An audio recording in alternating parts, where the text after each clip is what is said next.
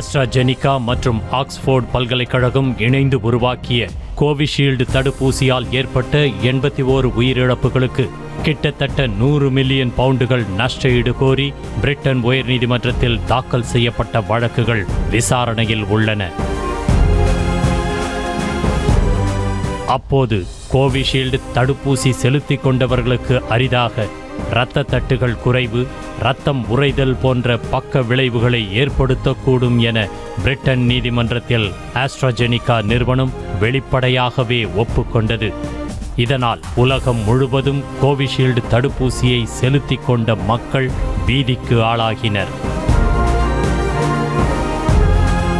இந்த நிலையில் உலக அளவில் கோவிஷீல்டு தடுப்பூசியை திரும்பப் பெறுவதோடு அதன் சந்தைப்படுத்தல் அங்கீகாரத்தையும் திரும்பப் பெறுவதாக ஆஸ்ட்ராஜெனிகா நிறுவனம் அறிவித்துள்ளது. அது மட்டுமின்றி இனி கோவிஷீல்டு தடுப்பூசி தயாரிக்கப்பட மாட்டாது எனவும் ஆஸ்ட்ராஜெனிகா தெரிவித்துள்ளது.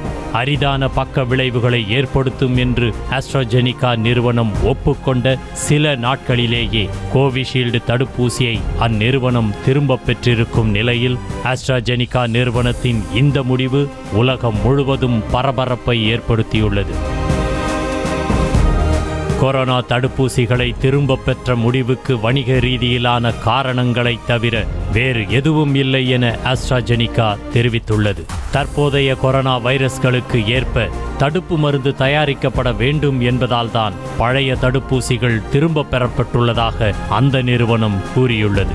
கொரோனா பாதிப்பு உச்சத்தில் இருந்த காலகட்டத்தில் உலகளவில் ஒரே ஆண்டில் 300 கோடிக்கும் அதிகமான கோவிஷீல்டு தடுப்பூசிகள் மக்களுக்கு செலுத்தப்பட்டு சுமார் 6 கோடியே 50 லட்சம் உயிர்கள் காப்பாற்றப்பட்டதாகவும் ஆஸ்ட்ராஜெனிகா தெரிவித்துள்ளது.